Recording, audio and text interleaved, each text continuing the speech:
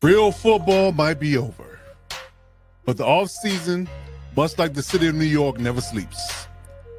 We got coaching changes, free agency, the combine, the draft, and tons more action to cover to get ready for the next NFL season. Who's going to be the next rising star? What new coach is going to have the greatest impact? What free agent is going to take your team from pretender to contender? Let us be the voice of the NFL news. As Coach Mike Dub, the real AG Alex Givens, young RG Robert Garcia, and yours truly, Coach Defense, break down everything from the NFL offseason right here on the NFL Offseason Blitz. Let's go.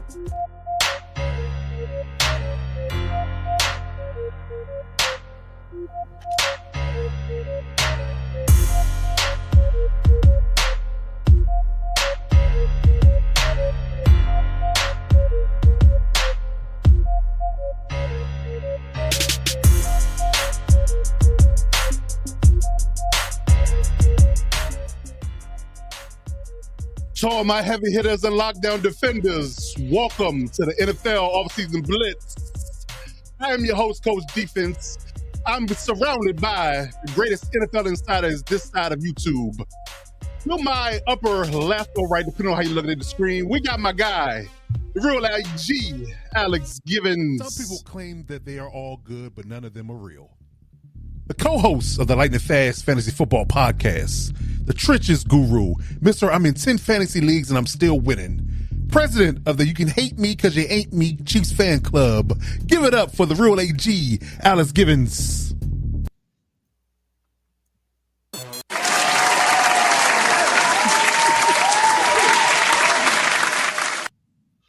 I was going to say, before you had that, it sounded like a golf clap. I'm trying, Coach. I'm trying, Alex. I understand. On the opposite side of me, the young Padawan himself, none other than the degenerate gambler himself, Mr. Over-Under, King Parlay, the young Padawan himself, and card-carrying member of the Boat Gang or Don't Bang fan club, young RG, Robert Garcia is in the building.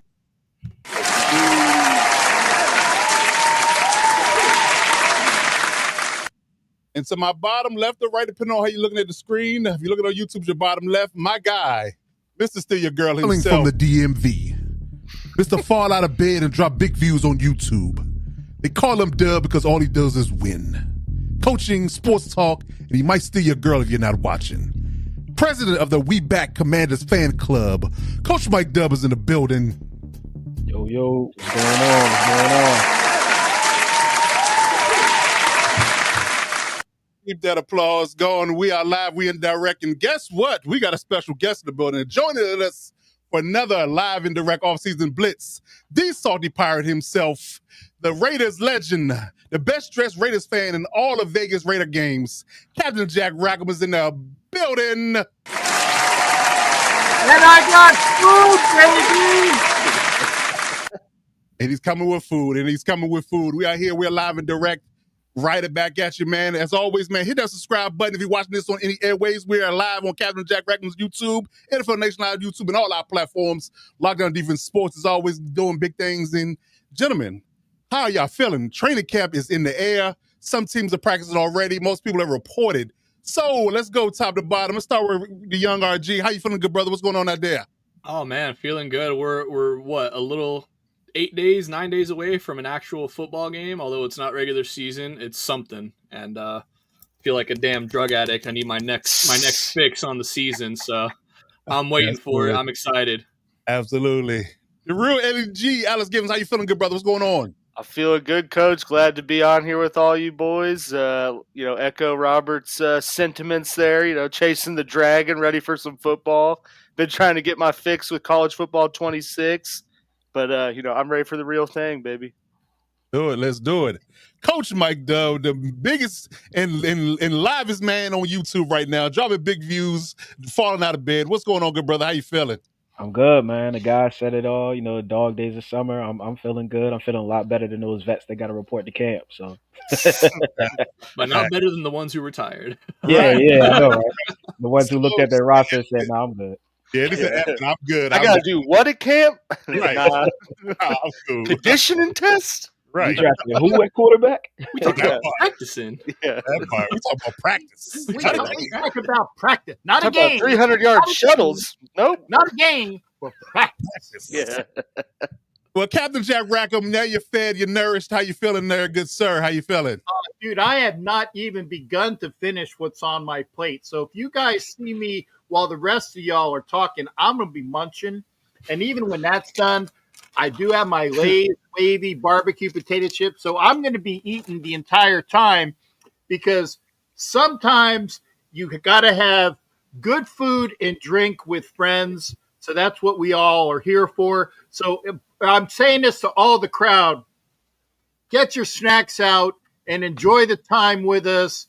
Eat, drink, and be merry. Just make sure if you're drinking that you're not driving. I'm just going to say that.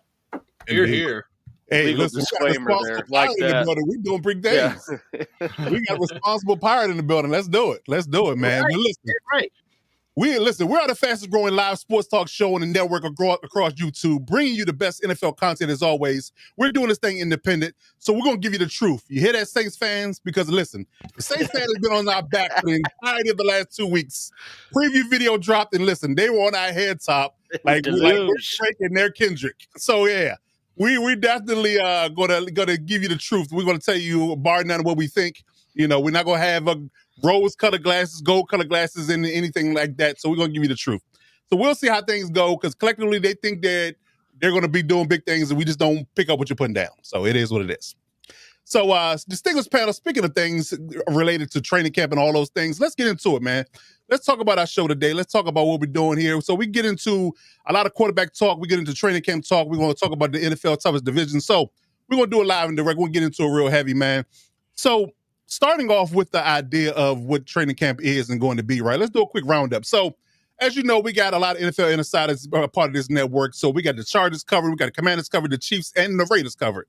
So we're going to go around the room real quick and give our synopsis of, for the Chargers perspective, that we've been in camp for a week. You know, what are you seeing? What are your expectations going forward? And what are everybody else's team's expectations going? What are their expectations going into camp? So let's start with Coach Mike Dub. Let's talk about the Commanders' camp pending here. Everybody should be in house pretty much now. You're ready to get started with practices and do some on-air stuff because everybody does the on-air stuff before they put the pads on. So, what is your expectations going into camp for the Commanders for 2025? 2 words: pay Terry. Pay Terry, and I think they're going to play hardball. You know, I'm gonna be honest. I don't see. We may be worst case scenario. He may be there first week of the season. They might play a little hardball with him, but I think there's no circumstance where he's not in a Commander uniform, where he's not solidified in the deal. We got all the momentum going. We're not going to lose it by having our superstar wide receiver, who's there with us through the tough times, might I add. We're not going to go into the season without paying him, but I do think that they're going to play a little hardball. They're going to see what they can do. But bottom line is this: pay Terry. That's one thing I'll say. That's the first thing. Get that done. We can get rolling. Second thing I'll say is there's been a lot of talk about Deebo Samuel and his conditioning. Beef bow. Yeah. He's gone. Him and his team have gone out the way to prove, hey, I'm not fat, I'm muscular. I'm husky. I'm fluffy. Yeah. I'm not fat. I'm fluffy. Big bone. That's what I said growing up. Round is a shape. Round is a shape. I resemble. It is. Round is his shape. So he's in shape. He's just a little round. But I think a lot of eyes are going to be on, how Kingsbury uses him, how he's integrated into the offense. Obviously, the chemistry that he's going to have with Jaden Daniels. The one thing that I will say with Terry not being in camp right now is that means more reps for the other guys. We are looking for other guys to kind of step up and get that going. So, of course, that's going to be something we keep our eye on. And, of course, the defense. We made a lot of moves on the defense, trying to tighten that up, secondary specifically. Hopefully our vets, Lattimore, and some of those other guys come in healthy. Of course, we just signed a big edge rusher. Do I think he'll be the every down guy? Of course not. Probably third down, things like that. But there's a lot of excitement in Washington for the first time in a long time. For camp, we're just going to be looking, number one, are we going to get some chemistry, going with the new guys that came in? What type of ways are we going to use, some of the guys like Debo and some of the vets and things like that? And, of course, we're just trying to get out of there healthy, no major injuries, and make it to week 1. All right. That's what's up, man. So definitely looking forward to it. And Debo's James Harden rant is definitely a talking point coming out of OTAs and going into training camp. So much like Najee's eye, we're on the lookout to see if he's in shape. Ah, look out. The eye of Ah, get Najee. you. Good there. What I did there? Yes, indeed. Oh, So, man. yes, Captain Jack Rackham, let's throw it over to you, man. What is your expectations for Raiders camp? I know a lot of things have been swirling about Christian Wilkins' health and who's on the pup list and who's not. You brought in a few people off the street in the last couple of days. So what is your expectations for Raiders camp? Well, actually, and I'm sorry, either it's There my we go. feed or your Maybe feed. not. It was a lot of. There was some lag in there. Sorry. My Can't confirm. my expectations are that again, and I've said this on so many different programs. It's gel. It's getting gel, getting the gelling going. We did bring some people in, but it's a matter of, it doesn't matter who we brought in. It doesn't matter of who's there. Actually, technically, it is a matter of who's there, because whoever is there needs to start gelling. And you did bring up Christian Wilkins, and I think the best thing that I saw recently was the fact that one of the wide receivers that is probably going to be playing for somebody else or in a practice squad or, selling hot dogs. He's a name that I don't even remember. He did have an Instagram feed of him and Christian Wilkins in the weight room. And for somebody that doesn't seem to quite get around on that foot, he was doing some, what was it, In Sync or Boys to Men, or it was one of those old timey groups. And I say the old timey groups tongue in cheek because it's stuff that I would know. But he was bouncing around and clowning around.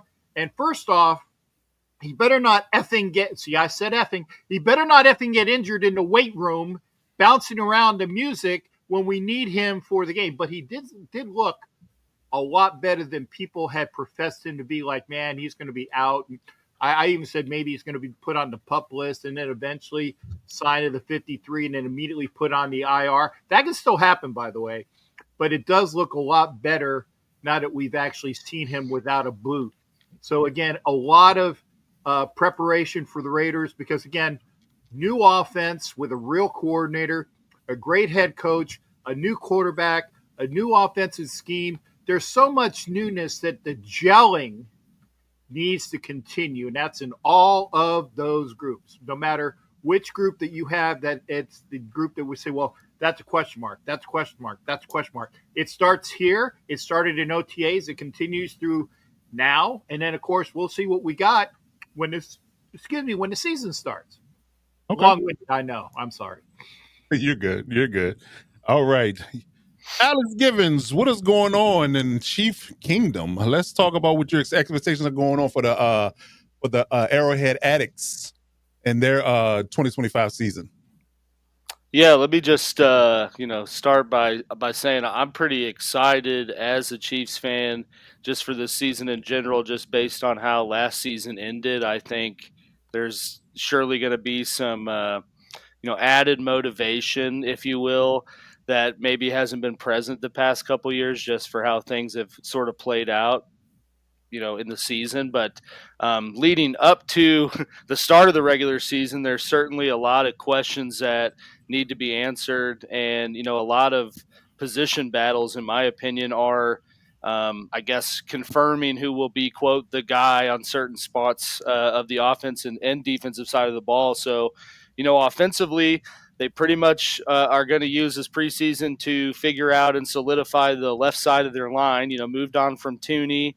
The plan is, the second year guy, Kingsley Sumamatea, who was a tackle, they're moving him into guard, and he'll be battling with Mike Caliendo, who's kind of been like that journeyman swing, six lineman on the roster for a few years. So, figuring out who will be the left guard. And then, on top of that, they got to figure out who's going to be their left tackle. Is it going to be Jalen Moore, who they signed in free agency, or is Josh Simmons, who they, some say took a gamble on in the first round, going to be as advertised, outside of, healthy from the injury and,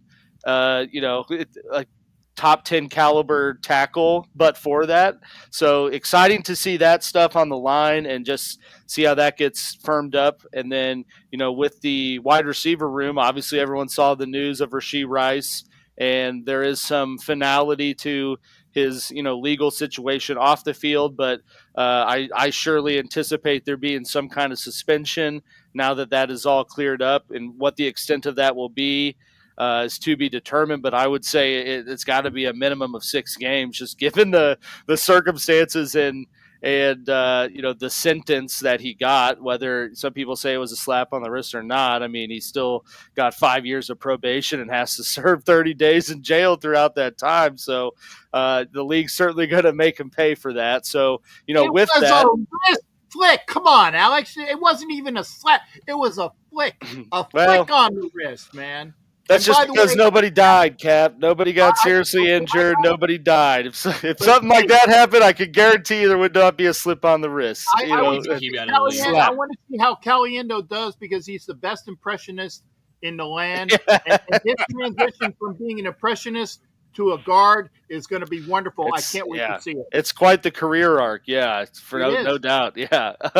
But yeah, so I mean, with the anticipated pending Rice, suspension, you got to see, is Hollywood Brown going to be healthy, and then who will be the other guy in that rotation, anticipating Rice not being there? Is that going to be Jalen Royals? Or is that going to be Sky Moore, or one of these, few other receivers that they've kind of had hovering around the practice squad for the past 2-3 years? And then, defensively, you got to figure out what the QB or, corner rotation is going to be. Is it going to be Fulton, who they signed from the Chargers, or, one of these young guys that they took a risk on in the draft the past 2 years? And then, who are they? Who's going to be around Chris Jones on the interior of that D line?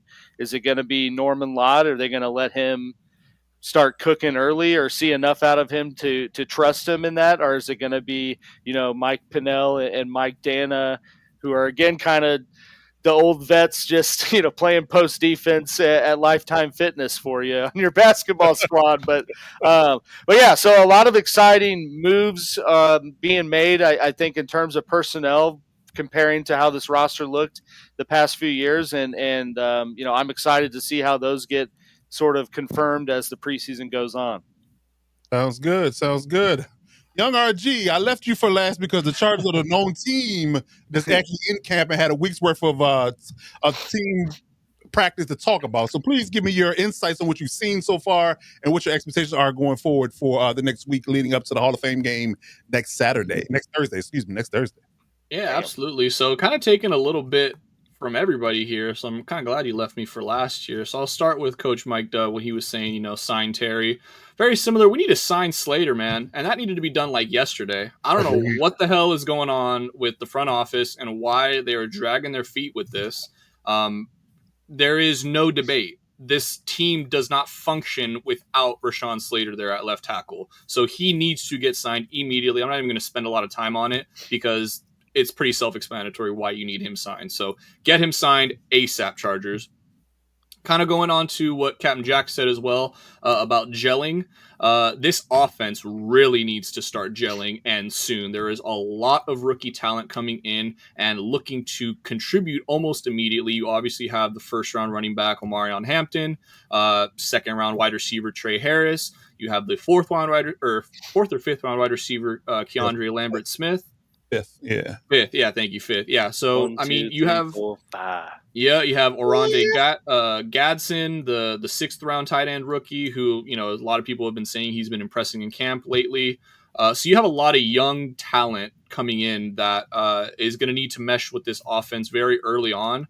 It seems like they have been, so that's a great sign to see. Herbert, I'm not really worried about him getting used. It's more so, can these receivers get used to him?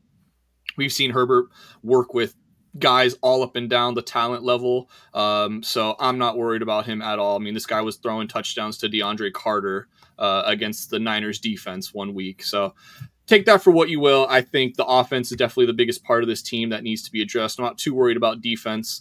I think Jesse Minter and Harbaugh have that pretty under lock. But with Roman and some of these rookies, not too worried about the rookies. I think they're going to perform well, but will Roman put them into positions to succeed, early on? And then kind of wrapping it up with what Alex was saying about this division in general, I think Chargers and Chiefs fans, although it's obviously much different levels. However, I think we are both in agreement that last season ended absolutely horrible for us. So obviously, I know every other fan is happy that the Chiefs got absolutely annihilated in the Super Bowl, and I totally understand that. However, just speaking purely as Chief and Chargers fans, obviously it did not end the way that we wanted. So I think these teams are definitely hungry to get back to it. I think this division got insanely better, much better than it was last year. And there was still three teams in the division last year that made the playoffs. So that just goes to show you how difficult it's going to be. The Raiders are not going to be pushovers this year. I know Cap is probably very happy to hear me say that. I did predict them to be awful last year, and they were. I did them to get swept by the Chargers last year, and they did. But this year, it's obviously a much different team, much different coaching staff, completely overhauled offense. So it is going to be a bloodbath this year in the AFC West, and I am all ready for it. Awesome. Yeah, I'm seeing a lot of good things coming out of Chargers camp myself. I saw some padded practice clips earlier today, and it was QJ. Yeah. Hey, man. Because my preface was because people were high praising him because he was catching on air, wasn't being pressed, wasn't being, it wasn't in pads, it was all on air, as they call it, the underwear Olympics type of deal. It wasn't, it wasn't something that I was going to hang my hat on saying that he was going to be any different from last year. But he was in pads today, he was going against the quarterbacks today, and he looked the part like he looked in practice. So using those hands finally, not body catching. But they're also coming from respect when you do 11-on-11 when you actually can get hit. Yeah. That's going to be the delineation for me. So, but outside of that, what I saw from Trey Harris, what I saw from Kendrick Lamar-Smith, what I've been seeing from Ronnie Gaskins from OTAs up until now has been consistent. Mm-hmm. So yes, I'm liking what the Chargers doing offensively. Like I said, we just got to get the cohesion with the O-line together. I'm not sure. I'm still not sold on this Zion Johnson center move. So yeah, me neither. He didn't. I guess you could say botched a couple of shotgun snaps and things of that nature. So I'm a little leery about that. But outside of that, everything is trending in a good direction. And again, going to have extra practice time because again, playing 4 preseason games, there should be no guesswork. Only thing that concerns me is injury because you're practicing longer. But outside of that, you should have no excuses about what you have in your evaluation because you had the longest tenure of evaluation because you have 4 preseason games versus 3. So yeah, so I'm liking what I'm seeing so far. We'll see how things go from a Chargers perspective. Yeah, Cap. May I ask, is that Gadsden you refer to, is that Aronde Gadsden's kid? Yes, it is. Yes, it is. See, I pay attention, people. I pay attention. Who said you didn't? Yeah. Well, I'm just saying, there's a reason why you have old people in here that know who the dads are. Truth. And by the way, since I snuck in, let's all reflect on the fact that Phillip Rivers and his 29,000 kids officially retired from the Chargers yesterday. So salute to you, Phillip, and your 29,000 kids. Absolutely. Salute. There you go. Absolutely. Hey, that man was putting in work in the field and off the field. I cannot blame him one bit. He work off the field. I'm just saying. He's been the hardest working quarterback since 2004. He ran on play action, and it wasn't because he enjoyed. Where you think Dak got that little pregame hip thrust? Stretch from straight from Phillip Rivers' book, baby. He got that. He got that for me in my prime. I'm just saying. The dadgummit specialist. That's him. I wanted to really quickly, just since you mentioned it too, Coach. Obviously, the Mike Williams retiring news kind of hit like a sack of bricks. I don't think Chargers fans are really expecting that. So just to reinforce the idea more that these young rookies need as much time as they possibly can with Herbert, because you're basically competing for the wide receiver 2 spot. Absolutely. It's Ladd, and then it's everybody else. Quinn Johnston, Trey Harris, Landry. Yeah, so it's going to be it's a very important camp for sure. Yes. Quick shameless plug. I will be addressing the Phillip Rivers retirement and the Mike Williams retirement on the Electric Shot podcast. So check that out tomorrow, 3 p.m. Eastern Standard Time. I will be addressing that in full detail if you want to get my full breakdown on that. But yes, definitely. I haven't watched Phillip Rivers tribute video yet, a retirement video. It might be a little bit emotional for me. We had some deaths the past couple of days. I wasn't ready emotionally to digest it because Philip has been my quarterback for the most of my tenure as a fan. So from that perspective, I really wasn't ready for it, and I'm definitely not going to be ready when he retires. I hope he doesn't do it at a game I'm attending, but it is what it is. But, you know, seeing him retire as a Charger, seeing him, Antonio Gates, go into the Hall of Fame next week, it's a good time to be a Chargers fan. I just need Keenan Allen to come back home, and I'll be made whole. Well, you know, I'm not going to cry with spilled milk in that respect, but we'll see. Hopefully it happens. But until then, I agree. The wide receivers in the room definitely got to compete hard there for that wide receiver 2 spot. Absolutely. So, yes. You know, so pivoting to more NFL general news. So we talked about training camp, and we get into what's the quote unquote biggest headlines in the entirety of the preseason, because we're getting to training camp, and we're starting off into camp. I think everybody should be reported by either today or tomorrow. So let's talk about it. Talk about some big hot headlines going into preseason. Hit Squad headlines. All right, so we're going to talk first and foremost about the quarterback that's been in the news a lot, Mr. Caleb Williams. So Caleb Williams has a new coach, and I would argue that I've been saying that he should have had an offensive coach from the beginning, but we're here now. He took him a year, but he got it. So Ben Johnson is over in Chicago now, over from the Lions, where he ran the offense and ran it glowingly, ran it swimmingly for the past several years, and the Detroit saw a resurgence. And they were on the cusp of making the Super Bowl a couple of times. I think we all can agree to that. So him being a head coach in Chicago now, I want to get the panel's opinion on what Ben Johnson is going to mean for Caleb Williams, because everybody had him touted as being the next up-and-coming thing. It was Patrick Mahomes comparisons, a lot of comparisons to greatness when it came down to who Caleb Williams could be. So to start it off, let's talk about Caleb. And give me your opinion on what you think Ben Johnson will mean for Caleb Williams. Will he be an elite quarterback under Ben Johnson's magic, I guess you can say? So I think, Alex, you're taking the lead on this. Yes, sir. Right? That is correct. So tell me exactly from your perspective, what will Ben Johnson mean for Caleb Williams in 2025? I think, to start with my conclusion first, I think Ben Johnson will fully unlock Caleb Williams' potential, whatever that is, whether that's all-pro, all-caliber type QB or just a serviceable starter. I think Ben Johnson is absolutely the dude to get whatever they can out of Caleb Williams. And honestly, I think Bears fans have a lot to be optimistic and hopeful for heading into this preseason and ultimately the season. Because, I mean, first and foremost, like if you just look at what Ben Johnson has done on his resume, I mean, everywhere he is in control of the offensive side of the ball, they are super productive. I think that, I mean, every year he's in Detroit, they were in the top 5 in both yards and points per game. So, and I mean, how many all-world players can you name on Detroit's offensive side of the ball outside of maybe St. Brown?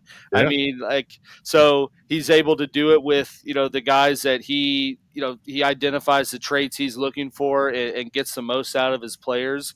If you watch the quarterback show, the new season that's out, or just, watch like NFL film stuff, you can see how much of a genius he is with his scheming for defenses and drawing up new innovative plays. He's kind of like Andy Reid in that sense. I would say he does a lot wackier stuff than Reid maybe does, but he gets stuff done. So you look at like what he brings from what he's done from a resume standpoint, a lot to be hopeful with that. And then just couple that with through this offseason, it seems that, him and Ryan Poles, the GM, have been on the same page on what needs to be done to get the most out of Caleb. Like they brought in 4 new linemen that are all projected to be their starters across the line. They spent their 2 early draft picks on more offensive weapons for him. And like I said, all the tools are there to get everything they can out of Caleb. It's just to be determined what the extent of that will be. But even seeing like the reports from camp now, I think you can already tell it's been a drastic change from last year. I mean, some of that's based on Caleb's own report of like nobody told him how to watch film or what to look for, which like first and foremost, as a former football player, just baffles me that a quarterback that played at a Power 5 school and won the freaking Heisman Trophy had no idea how to watch film. but that's beside the point.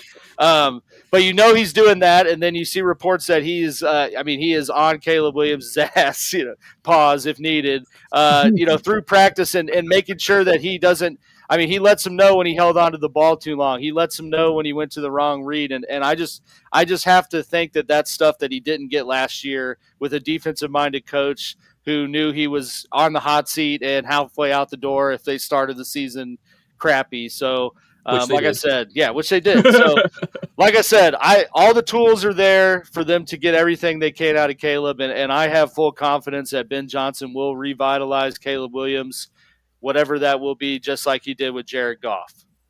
There he is. There it is. Coach Mike Dubb, what do you think about this particular situation? And if Alex is right, how long will it take? Well, first of all, I think one thing, this is just it's funny how much of an instant age we live in. Like, people talk about like Caleb Williams being fixed, and is Caleb Williams, can he get right and everything?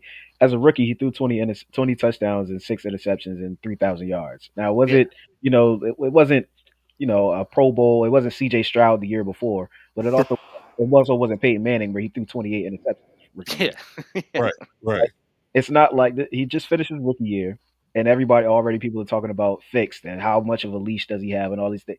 He'll be fine. I think he'll be fine. I think Ben Johnson is a good fit for him, but I think the most important thing is going to come down to how coachable is he going to be. And I say that because when you have a new offensive coordinator and you have an offensive coordinator that runs a specific type of offense, a specific type of schemes, there's going to be times where you're not asked to extend the play. Right, it's timing. You can't, you're not able to run around and try to be Patrick Mahomes or try to be whoever it is that you're trying to be. No, it's timing. Run the offense. It's Caleb show. The receivers have to get to a spot.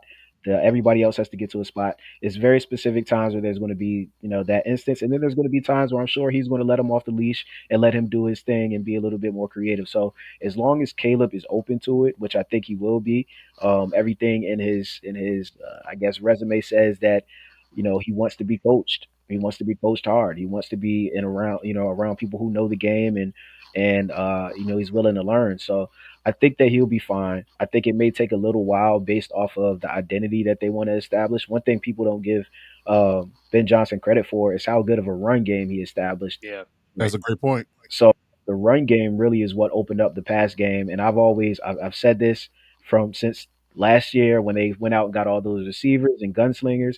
That's not Chicago. Chicago is not an air it out city. It's the windy city. You get into those December months, you're not throwing for 350 yards a game. You're going to have some bruisers. You're going to have to use that, maybe the play action game, short game, whatever the case may be. So I think a lot of it is people are going to be expecting lighted up numbers, and maybe they'll have some September games where they do some things like that. The Lions had a few games where they lit it up. But overall, I think the run game is really what's going to be Caleb Williams' best asset. Maybe even using Caleb Williams in the run game and getting him active. So overall, I think it's a good fit. I think it may take some time, so they have to be patient with him. He's only going into his first year with this new offensive coordinator. But I think it will be a good overall fit. And Caleb just has to be open to the coaching, which I think he will be. All right. Okay. Young RG, what do you think about this situation? You got anything to add? Do you share their sentiments? Do you think they're completely off base? What you got? Yeah, I'm definitely in agreement with AG and Coach Mike Dubb here. I think this was the perfect hire for the Bears this offseason. I mean, there was no debate about that. This is like very similar to like when Harbaugh got hired to the Chargers, like just instant perfect hire. Nobody questioned it. Like, yeah, that was the perfect fit for him. You go to a division rival, so you already have that aspect in it as a Bears fan. It's like, great, we get insight to the division winners last year. Love to see that. You get a almost as young as you can get quarterback, number 1 overall pick, who has all the talent in the world around him. And within him, I mean, I think we've seen in college and even a little bit in the NFL, although Caleb didn't perform as well stats wise, he definitely has a ton of talent and potentially can have a bright future in this league. This is also, taking this situation, this just goes to show how important it is for young QBs to have a solid foundation in your coaching system. Yeah, speak on it. I mean, T-Law coming in with Urban Meyer, Herbert coming in with Anthony Lynn, and then having to go to Brandon Staley. Ugh. I mean, I'm sorry. I mean, dude. I mean, yeah. That's how you really feel. Coach. I mean, dude. Damn. I mean, it's. There's so many times we see young QBs kind of get written off almost immediately because of the atrocious coaching staff they have behind him. That's a And lot. when Ben Johnson unlocks Caleb Williams this year and shows you what Caleb Williams can do, I don't want to hear shit about ever saying coaching doesn't matter. All right. Mahomes had Reed, Hurts has Sirianni, Lamar has Harbaugh. Coaching matters. All right. It does. So It does. when the Bears inevitably turn it around this year, and they did everything right, address the O-line, like, you know, Coach Mike Alex said, put amazing weapons around him, addressed the both offensive and the defensive line, you know, addressed the trenches, and like Coach said, this needs to be a tough nose, running the ball, time of possession team, and let Caleb feed off that play action. Let other teams force other teams to respect your running game, and let Caleb do what he does best, which is sling it. And let your receivers, who you have great wide receivers and young wide receivers too. You have Luther Burden, you have Roma Dunze, you have DJ Moore. I mean, like, you got guys. And so there is as little blame as we gave Caleb last year. It is going to be all the pressure on the world on him this year. That's a good one. That's a good one. I think Ben Johnson and Caleb are going to have a lot of pressure on him because you have all the tools. I mean, you fix your O-line. The defense is ascending. No excuses, really. Very little. It's very little margin for error here. You got to get it right. I mean, you know, we're not saying that you got to win the Super Bowl year one, but you got to make some noise. You got to make the playoffs. You definitely got to make the playoffs year one. I think be competitive. You're in a tough division, so you got at least You are. I think the Vikings and the Lions do take step back. I don't want to say pretty significant, but I do think they take pretty, you know, noticeable steps back this year. I think obviously with the Vikings, you have an essential rookie QB. Yeah. So, you know, obviously with that, you never know what you're going to get. Although they're I will in the same boat as the Bears. You know, I was just about get out of their QB. However, I will say opposite of the Bears, they like their weapons are secure. Their O-line is set. That defense is insane. So JJ's in a fantastic spot. And then the Lions, obviously losing both coordinators, we saw what that did to the Eagles. It matters, and it's gonna be an adjustment. I'm not saying the Lions are gonna completely fall off and that's it. They had their chance, it's over. But I do think they take a pretty, you know, sizable step back and allow, you know, the Bears to have that opportunity. Whereas last year the Bears had basically no opportunity to compete. This year that door is definitely a bit ajar for them.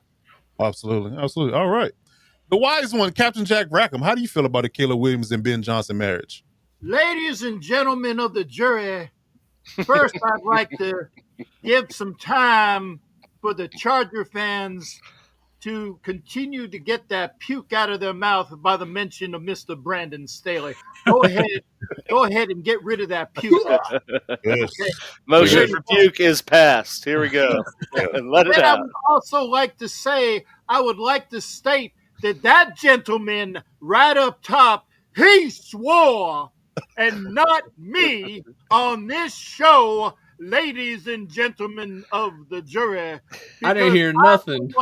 I'm the one with the potty mouth, but that bastard up there is the one. This is like a Southern French lawyer. What's going on? First, I thought we were down in Georgia for a second. Then I was like, is it France? Hey, don't gotta roll it off the tongue like sweet molasses. I can throw a million of them out there, so you shut up, you Kansas City fool. That's all I'm saying. And lastly, because I probably have several other things to say on this jury, but I would like to say that Chicago, that great twocketing town that it is, needs to learn that you can't, like that bastard up there, the one that said the S word, he's the one that said it. You got to learn to run. You are the Chicago Bears, the land that brought you Mr. Walter Payton. May he, I had to take my hat off on this. May he rest in peace. Absolutely. You got to run the friggin' ball. And I said friggin'. You did. Another one. You did. Okay, you got to run the ball, and if you can't run the ball, ladies and gentlemen of the jury, you're gonna lose more often than not. Now, I tell you, Chicago is going to be a better team in the NFC North. I give this to you, and there will be some step back from the other teams. Detroit lost their 2 coordinators. The Vikings are going to have that rookie J. I don't know how many J's he's got, but he's got a lot of J's in his name, McCuffey.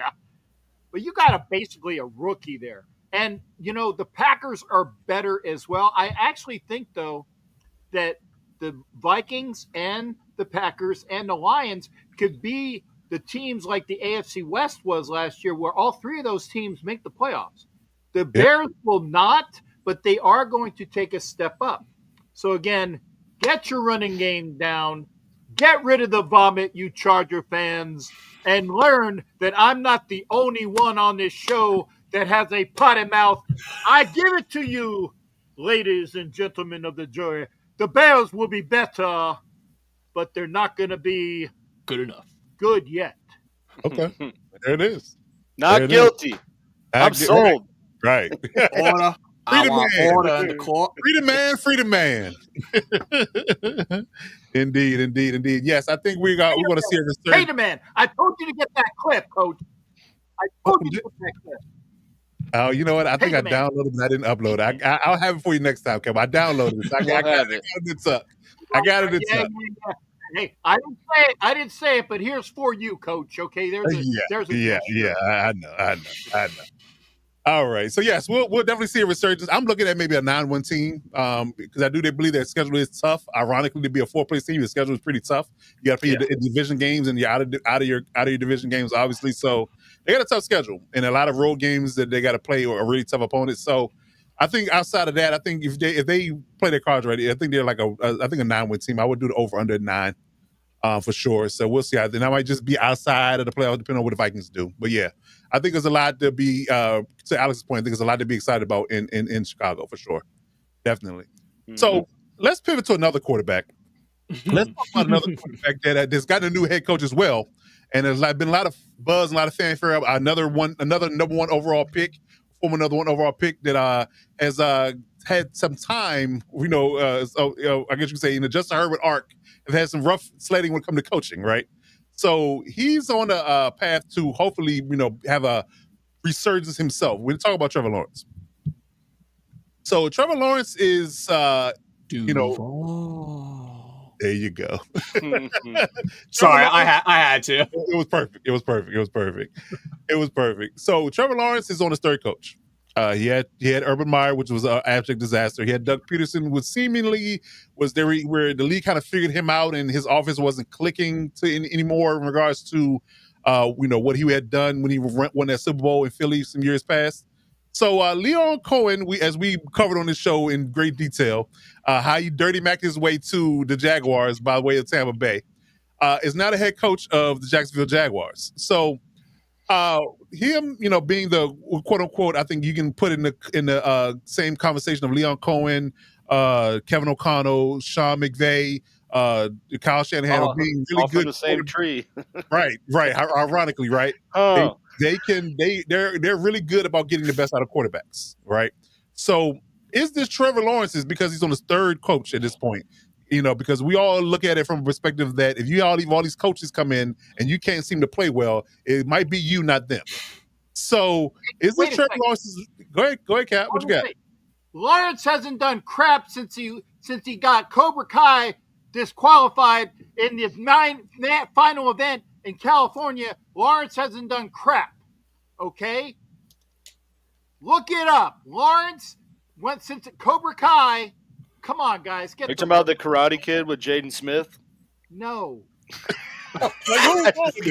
I'm kidding. I know it's Ralph Machine, whatever. Machine. Pony Boy. It's Pony Boy. Ralph Macchio. And the guy's name was Lawrence from the Cobra Kai. You, ladies and gentlemen of the jury, I think the judge is back. Objection. Objection. Order. I want order in the court. So You can't handle the truth.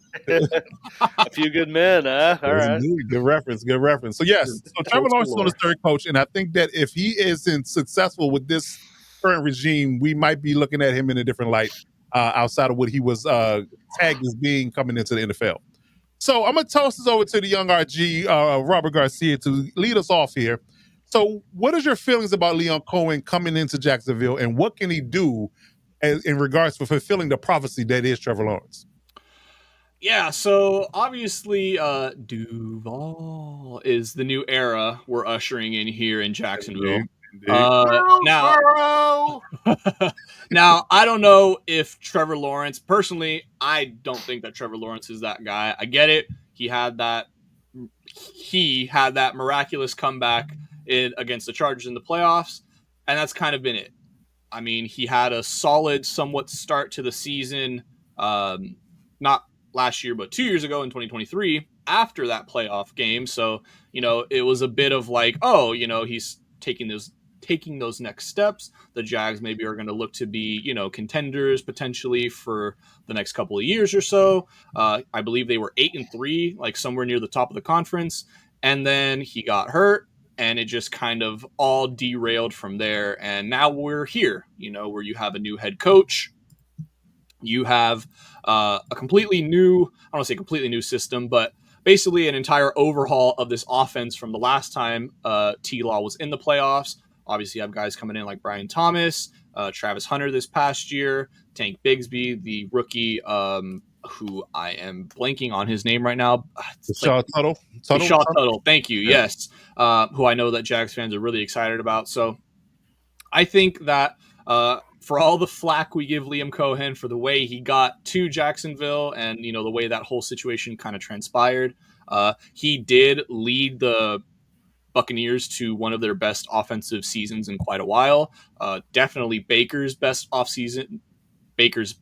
season in quite a while. And I mean, he basically, you could argue, revived Baker's career in Tampa Bay because he was almost kind of left for dead after, having trips in Carolina with the Rams. So, he can definitely get a lot out of the QBs.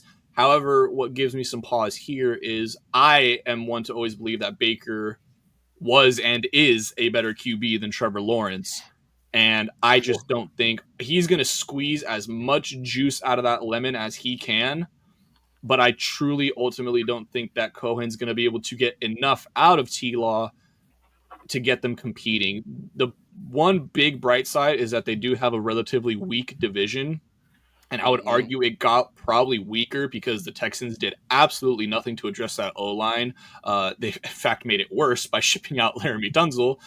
So I think the Jags, obviously the Colts and Tennessee are off kind of waffling about doing whatever. So this division really does have the makings to be taken over by Cohen and T-Law. I just don't think they're going to be able to do it. I think T-Law has shown, I mean, his career high in passing is 4,100 yards. Pretty good. Career high in touchdowns was also that same year, 25. So I think he could be a serviceable QB, similar to what AG said about Ben Johnson and Caleb. I think Cohen will get as much as he possibly can out of Trevor Lawrence. It just ultimately won't be enough for them. You got to pronounce it correctly. He's a good Jewish boy by the name of Cohen. Oh, sorry. Leon Cohen. Cohen. Like the Gesundheit. Cohen.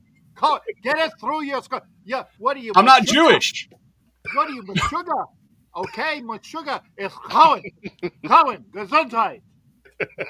Say it. Say it. I don't know. What do you want me to do? I'm not Jewish, man.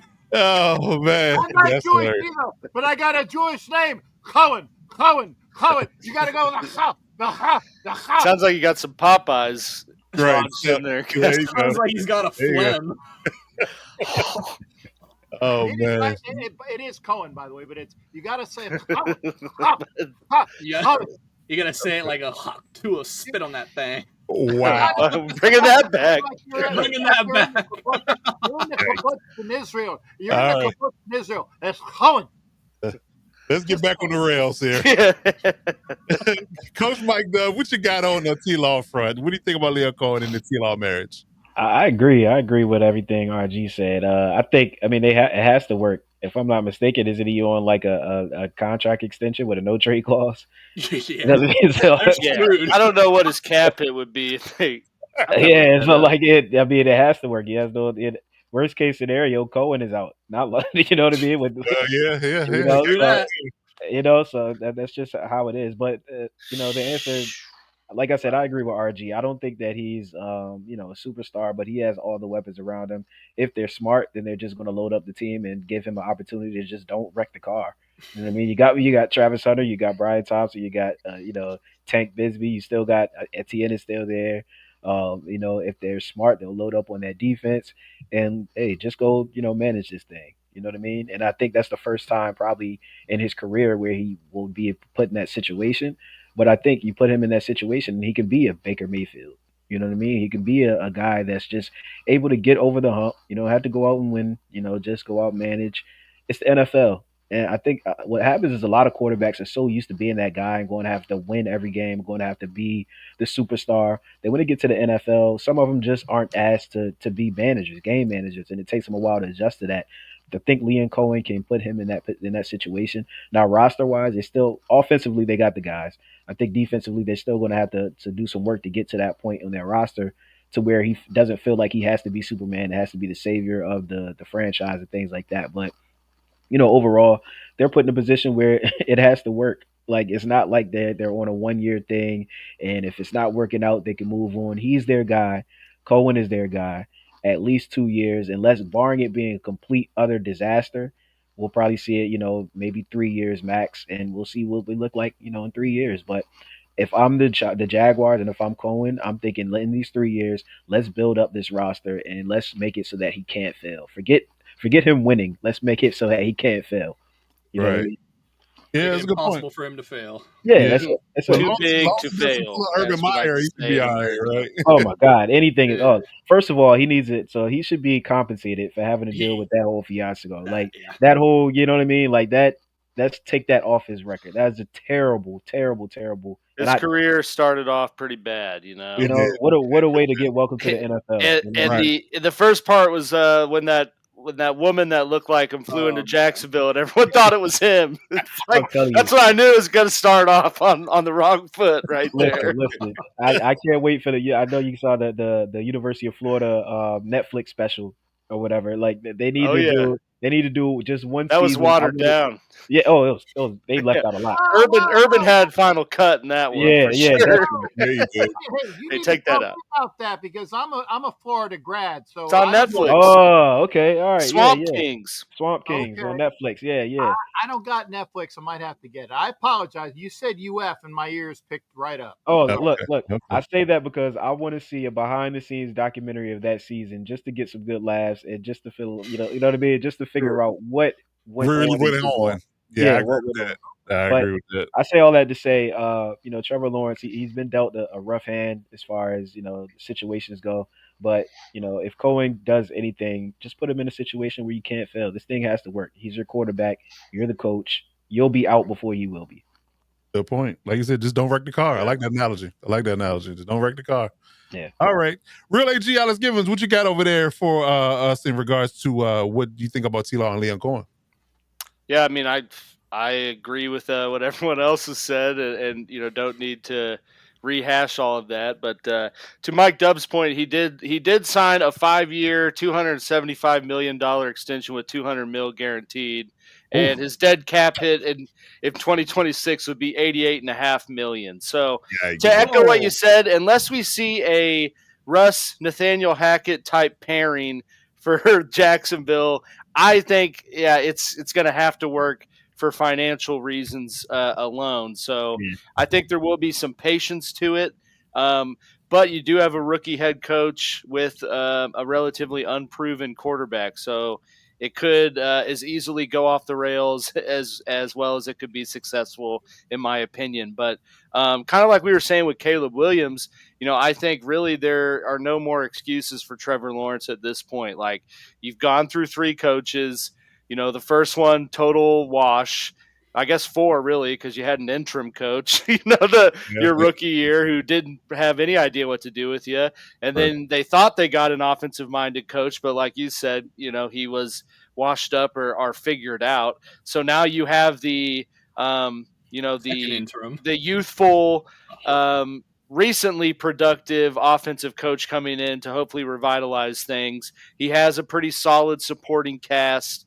They put some money into their defense and, spent early draft capital to put more pieces around them. So really there are no excuses. If they don't see a significant jump or improvement this year, I think it's just a matter of when, not if, on Jacksonville moving on from them, because at this point there really can't be any hope if there's not improvement in 2025.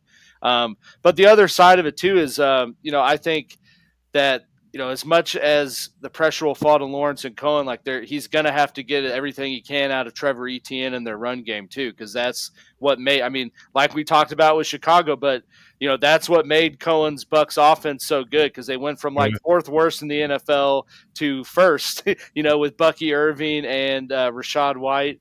So he's going to have to unlock that potential too, or in my opinion, it'll probably all be doomed, because at this point, Trevor Lawrence is just people are remembering what he was in college and the guy that didn't lose since his sophomore year of high school, and now he's just he's just a jag at this point. Literally, just another guy. Yeah. There you go. I like that. Now, before I throw the cap, I will say the only thing that really concerns me, much like it does concern me for the Chargers a little bit, the internal O-line. They got Walker Little at left tackle. They got Anton Harrison, where they drafted at right tackle. But that interior O-line, they're a bunch of JAGs. Got Ezra Cleveland. He's all right, but he's old. Exactly. Older. Exactly. And you got Patrick McCarry, who came from Baltimore, and Robert Hainsey, who I don't even know who that is. This guy here is dead. Right. We'll cross him off. Right. Some of you guys never had a prime. So, yeah. So I'm a little concerned about the interior line personally. But Cap, do you got anything to add before we move on to our next topic regarding to Trevor Lawrence? I think didn't Hainsey come from the Tampa Bay Bucks? Because that name sounds familiar. He might have. I'm looking now. We're fact checking that right now. And like I said, the man Cohen. That is correct, Cap. See, I just grab it from up out of my tochas. There's another tochas. Okay, you got to say tochas. Right. Yeah. Okay, I got to say, you got a good offense in the making in Jacksonville. But unless that defense does something as well, you're going to lose like the Chargers used to with Fouts. You'd score 38 points and you'd lose 40-38. Yes, right. It was a great dig, and yes, I applaud myself in pulling that out of my tochas as well. But no, Cohen did a very dastardly dirty deed in Tampa. So I don't know if the Bucs play the Jags anytime soon, but that's going to be a fugly meeting, and I'll just leave it at that. Yeah, I agree with that. Go ahead. Really quick, I will say, if there's anything for Jags fans to have, hold on to hope or hang your hat on this year, you do have the 6th easiest strength of schedule this year. So if there would ever be a year for Cohen to come in and completely turn this team around, and your division's up for grabs. Your division's up for grabs. Yeah, this has to be the year. If you don't do something this year, it might be over before it even started in Jacksonville. Good point. Okay. Yeah. And then I will say that their owner. That's what I was about to say, Gab. Their owner's enough of a wild card, he might just cut ties. Yeah. Saudi billionaire, he's like, no, you're done. I'll eat 88 mil. Yeah, I wipe my ass with that. Get out of here. Oh, another one. I swear, and I have not dropped one because the one. Oh, I said ass. Yeah, I was Sue me. I'm just saying, you guys are potty mouths on this show. My the audacity. Right. The naive. Back to what AG was saying, he doesn't care because he has his thoughts set on his soccer team that he has more money in. That's another great point. Which is another reason why that the Jags always have those games in Europe. Overseas, yeah. Because of that market. He can give a flying foxtrot what goes on there. Oh, there it is. There it is. Okay. So we'll see. We'll keep monitoring this as well. We'll be covering everything throughout the season. So we'll see exactly how Ben Johnson and Caleb Williams do, as well as Liam Cohen, the Dirty Mac himself, and Trevor Lawrence do in Jacksonville. So we'll see how things roll. But like y'all guys said, the division is wide open. We're not sure what the Texas O-line is going to look like, how they're going to gel. They do have a lot of weapons out there in Texas, and their defense is elite. With a great coach. With a great coach. So I will say they still have the leg up, but everybody else is kind of a wild card. So yes, I would argue that they definitely can make a move with that screen for schedule. So we'll see how things shake. But yeah, I think that Trevor Lawrence is on. The pressure's building. That's all I'm gonna say. The pressure's building for sure. For sure. All right, so let's get into our last topic of the day. Let's talk about NFL divisions real quick. There's a lot of competition out here. A lot of divisions have gotten tougher. We've talked about the resurgence of the NFC North. We've talked about the AFC West. The NFC West is coming back. The AFC North is always a bloodbath. Even I would argue the NFC East now, with the Commanders coming back into the fold, is talking. There could be a lot of dog fights in that division. So let's talk about who we think in this particular realm of division talk. Who is the division, or what division has the least margin of error? So if you get off to a slow start, who is going to be out of the running early? So let's start with our guy, Coach Mike Dub. Let's talk about the NFC or AFC division that he thinks has the least margin of error. And if you don't get started early, you don't win games early, you might be looking at the draft by the bye week. Yeah, so we mentioned it earlier. We talked a little bit about these divisions, and it really came down to two divisions for me. One on the AFC side, one on the NFC side. I think we probably both know AFC West is the strongest on the AFC side, but I feel like the NFC North is a little bit less room for error. And the reason why I say that is because I think there's more parity in the NFC, to where I feel like the AFC is a little top heavy. So say you don't win the division, you get a wild card spot. There's more of a chance of you getting a wild card spot, in my opinion, based on some of the teams that I've seen in the AFC. I think there's a lot more mid-level teams in the NFC. So for that reason, I think the NFC North is going to be one of the toughest divisions. Yes, I do think the Lions take a step back. I actually feel like the Vikings will be either just as, or if not, maybe even better than last year. I've heard good reports out of McCarthy.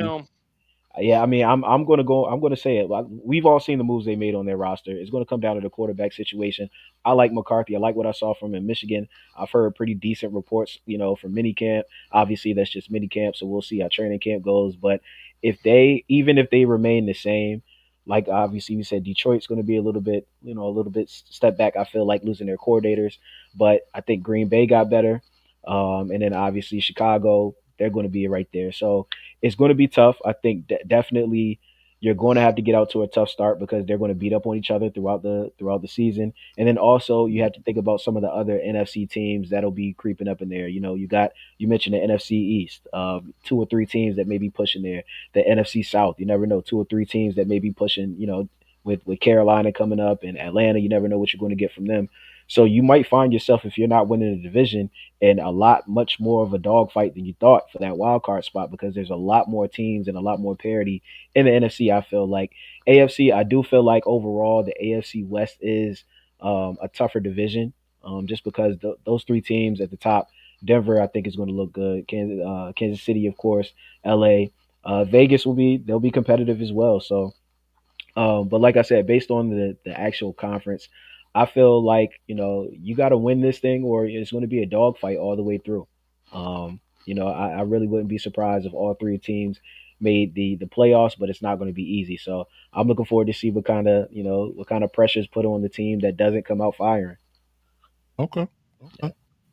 Young RG, what is your opinion on who has the toughest division or toughest road and least margin of error for the AFC or NFC teams in 2025? Yeah.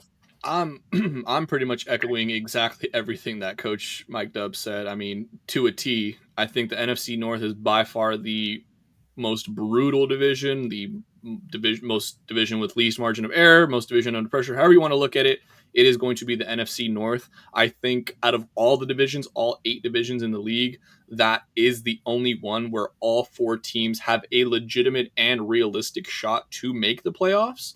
Obviously, now with the addition, recently added of the extra wild card spot, it now allows an entire division to make the playoffs, which a lot of people kind of seemed upset about that when it first came out. I think that's amazing because I think if every team in a division plays up to a playoff caliber, they should make the playoffs. Absolutely. Yeah. So I think that out of all the divisions, especially in the NFC, that one has the clear highest possible chance for all 4 teams to be either in the playoff picture or around the playoff picture come the end of the year. And then just echoing once again, like you said about the AFC side, I mean, it has to be the AFC West, not even trying to introduce any bias here. So I'm glad Mike Dubb went first with it, the only AFC West, non-AFC West fan here.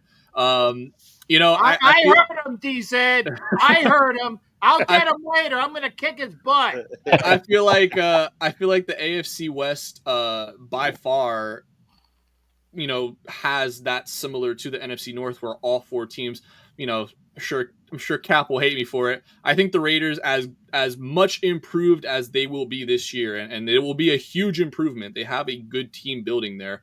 I just don't think they're going to have enough to take that step forward in front of either the Chargers or the Broncos. I'm not even going to say Chiefs because, like I mentioned, when you win the division that many times in a row, you just got to kind of give it to them at this point until they don't.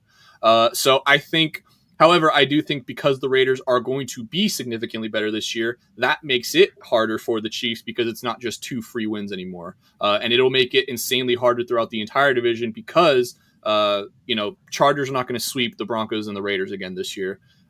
It's just not going to happen. There's too much, like again, what Coach Mike was saying, too much parity, too much unknown. So yeah, I had to just completely agree with that. It's going to be the NFC North, and right behind it, the AFC West. Okay. Captain Jack Rackham, what do you feel like has got the toughest division in the league, and who had the toughest, where the least margin of error? Here, Robert, put your mug right. Yeah. Hit you with the crane. Hit him with the crane, Cap. There you go. Uppercut.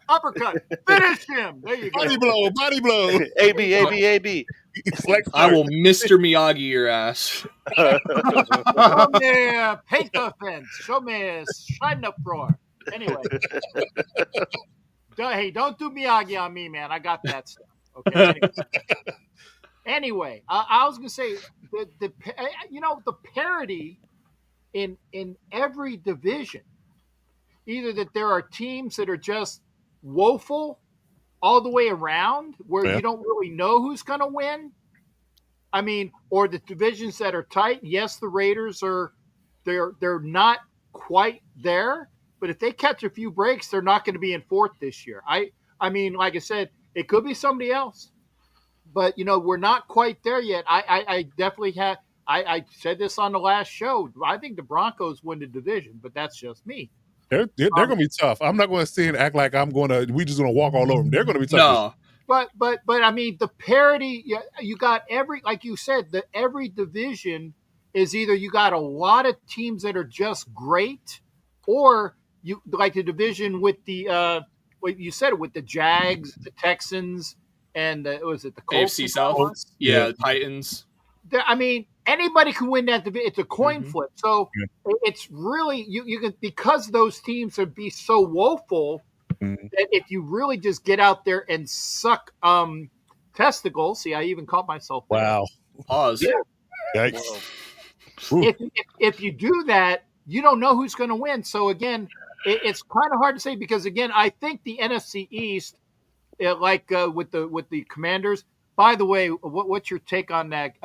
Give me the Redskins or give me death type of talk. I figured I'd bring that. Listen, we'll get into that later. Hey, I'm controversial and I'm fun, so you got it with you. Okay. I got an opinion. Okay. Yeah. But like I said, the way if you come on out, I will go across the board. I know this is not the answer you're looking for, but I'm saying if you come on out in any division because they're so tight from top to bottom, every division, if you come out sucking testicles, you're down. Just gonna say it. It doesn't matter. If you come out bad. I mean, if this was baseball, you would be looking to get rid of your roster at the trade deadline. That's what I'm saying. Yeah, go on. Yeah, so and I think the only team that we really are really completely down on as a group is the Saints. Everybody else has hope at this moment. 31 out of 32 teams have legit hope. The Patriots have hope now. Do the Browns have hope? Oh, good point. More than the Saints. Let's go one team in each conference. One team Post Judkins news, yeah, they have no hope. Yeah, no. There we go. Yeah. It is over, and the season hasn't started yet. Yeah, good point. So the Browns they've been mathematically eliminated, and it's the 22nd of July. Yep. Right. Exactly. The Browns are actually already on the clock for 2026. Right. The Saints and the Browns are on the clock right now, 1 and 2. Okay, but I'm gonna jump in here before I throw it over to AG. My thing about the AFC West versus the NFC North, like it's a very tight battle in regards to who has the toughest battle, right? I would argue that because of the quote unquote lack of changing and the changing of the divisions, it really is a coin flip for me who has the toughest road. Because if you look at from top to bottom, the AFC West has the best coaching division in the league, bar none. Mm-hmm. Bar none. Now, and that's going to result in more wins for the Raiders than we think, because they're going to be well coached. The Raiders are going to have the greatest plus differential of wins this year over last year than any team in the AFC West. If you're a betting man, whatever the over-under is, bet the over for the Raiders. I agree with that. No, see that I wouldn't. You're not going that far? I mean, because the thing is they got that's 7.5. Right. They got 7.5, and that's tricky. Now, if they had 6.5, I would bet the over anytime. If it was 5.5 or 6, I would bet it. I agree with you there. But the point is that with 4 wins last year and with 7 to maybe 8 wins this year, that's a +4 differential. Yeah. Nobody else in the AFC West is going to have a +4. You're absolutely right. Differential. Yeah, you're absolutely right. So it's going to be very Chiefs similar. went 15-2. So I mean, man, you are smoking things as a lawyer, man. You better get your license looked at. Well, hold on now, Kev. That ain't. 15. We don't be joking about that. Hey, ladies and gentlemen of the jury, that lawyer over there needs to be debarred. Disbarred and unbarred and every other type of bar you can throw at rebarred. Rebarred. That's funny. That's funny. But yes, that's the only thing that kind of gives me pause about the whole idea that one would be better than the other and have the least margin of error, because I feel like if either one of those divisions teams, anybody in those divisions will get off to a slow start, you're going to be looking, up, you're going to be looking uphill, ice skating uphill possibly. It really could be that bad. Because again, if you got to play 6 games in your division, all those are going to be tough. And then I believe both divisions have to play tougher divisions out of division. So I think it's going to be rough road for either one of those divisions. So it's literally 1A, 1B for me. But AG, what do you got to wrap this up? Who do you think has the toughest division from your perspective? Yeah, I mean, I agree with everyone's assessment. I ultimately think it's. I mean, between the AFC West, NFC North, just with how competitive the teams will be top to bottom. So I'm not going to say the same stuff everyone said about them. But, I think the NFC East could be a tough one too. That's kind of being slept on just because obviously you got the Super Bowl winning Eagles. I'll give them their praise there. You got the Commanders who were resurgent last year and almost, went to the Super Bowl. Cowboys always have a pretty solid roster. It's just a matter of how healthy and in their own way they get. And nobody's won the NFC East, back-to-back years for 20 plus years. So, I think with just how good all 3 of those rosters look, Giants aside, they're already 4th. That's locked in. But 1 through 3 could be a little. There could be a lot of parity in that too, or a small margin of error. And then another one I would note is the NFC South for the reverse reason of the fact that I think every team in that division will get in their own way to win it. From how bad they'll all be. So Hey, man. That's funny. That is funny. So yeah, I think we all are bullish on the NFC North. The only thing that gives me pause is the coordinator loss in Detroit. What Jason McCarthy is going to be, and what but Caleb Williams and Bill Johnson are going to be to each other. I would like to think, though, just from the Vikings, O'Donnell and where they were at is not our O'Connell. I mean, they're not going to move on from Kurt or not have another plan if they didn't like what they saw in JJ before he got That's a hurt. great point. That's a great Because I point. mean, they were like, solidified NFC North champions until they moved on. So, Right. Yeah. Right. And that's the thing. Like people forget, as good as a season Darnold had last year, he wasn't even in the talks of starting until McCarthy got hurt. Good So point. that means like whatever happened in camp or whatever happened up until that point, McCarthy outplayed him. Yeah, there it is. I just had to get that point out, Coach. Sorry, I didn't mean to. I wanted to you good? really quickly too, since we're talking about Sam Darnold. I just did the Seahawks video before this, so totally brushed up on my Sam Darnold knowledge. First things first, obviously, like super happy that he got his money. I always loved, kind of like similar to Baker, when somebody gets kind of labeled as a bust very early on and they're able to make that resurgence, get that contract. You always love to see that. This is a brutal league, and anytime a guy can come in here and get that paycheck, you're always rooting for him in that regard. However, that situation in Minnesota was quite literally perfect for Sam Darnold. For him to have that resurgence of a season. You have arguably, and maybe it's not so arguably, the best receiver in football. A serviceable, not a lot of debate there. Some people take Chase. You can mix and match, whatever. I think he's the best, and it's not even close because he's been doing it with ass at QB. It's just straight ass at QB the last 4 years. So take that for what you will. Jordan Addison is a very nice number 2. TJ Hawkinson, Aaron Jones, great O-line, great defense. Brian Flores has those guys flying. I mean, it was all set up for him, and that's why they won 15 games. So if you're a Vikings fan and you look at it, you're like, oh, well, if we did that with Sam Darnold, what's to say, what are we going to do with J.J. McCarthy, our first-round, second-year player, technically a rookie? I think that, Vikings fans are, maybe other people outside looking in aren't too, bullish on them. But I think the Vikings fans, definitely, they're very confident in this team. And, hey, sometimes confidence can get you very far.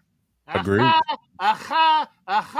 Donald is not going to have that soup in Seattle. I'm telling you. Oh, that. hell no, he's not. Watch my video, Cat, please. I beg you. You're going to see Sam Darnold is going to get absolutely torched in Seattle. It is not going to be good.